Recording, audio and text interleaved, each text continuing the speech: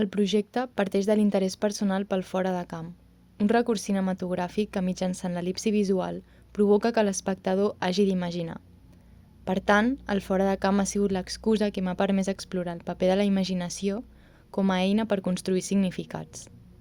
Sobretot m'ha interessat la presència d'aquest recurs més enllà del cinema, en disciplines pictòriques, gràfiques o literàries.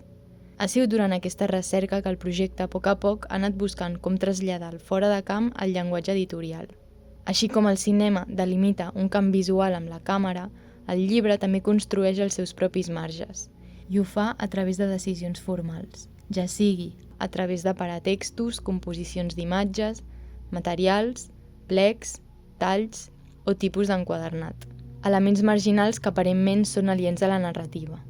De forma experimental i col·laborativa, he investigat de quines maneres es pot desbordar la pàgina, obrint espais incerts que només prenen forma quan hi ha un lector. El projecte s'ha formalitzat en una publicació experimental, amb influència dels àlbums il·lustrats, ja que el llenguatge escrit i visual es converteixen en dues veus narradores independents. En aquest context, la narrativa de la peça es construeix a partir de la combinació d'apropiacions textuals i visuals, amb recursos formals que involucren la interacció amb el llibre. Així doncs, la narrativa sorgeix a partir del diàleg entre fragments recontextualitzats, i és el lector l'encarregat de teixir aquestes relacions i interpretar-les. Llegir el marge fa referència a la lectura dels elements marginals d'un llibre i que aparentment no tenen pes narratiu. Em va fer caure per un forat, vol ressaltar la figura del forat, el qual esdevé metàfora en el projecte per parlar dels espais buits i incerts que envolten la lectura. El primer capítol gira al voltant del marc, l'enquadrament que delimita, però també que obre el sentit. En les dobles pàgines s'estableix un diàleg entre marcs pictòrics i marcs dibuixats als marges dels llibres. Veiem com un objecte funcional acaba agafant pes narratiu.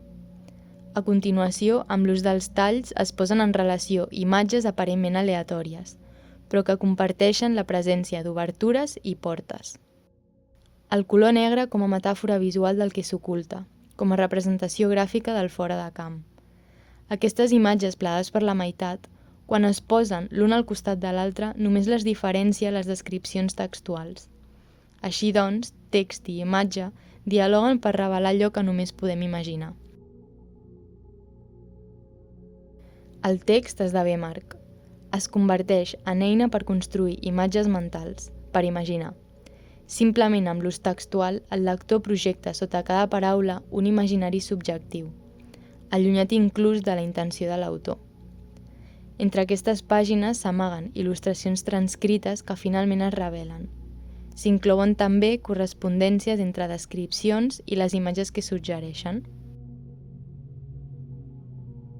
En aquest últim capítol s'aborda el malentès com una nova possibilitat narrativa, i es fa amb l'aparició d'imatges ambigües tallades de sang, sense marges, les quals evidencien que cada mirada porta el seu propi marc i significat sobre les imatges que es veuen. En definitiva, el projecte m'ha fet repensar el llibre i la relació que com a lectores establim amb aquest objecte.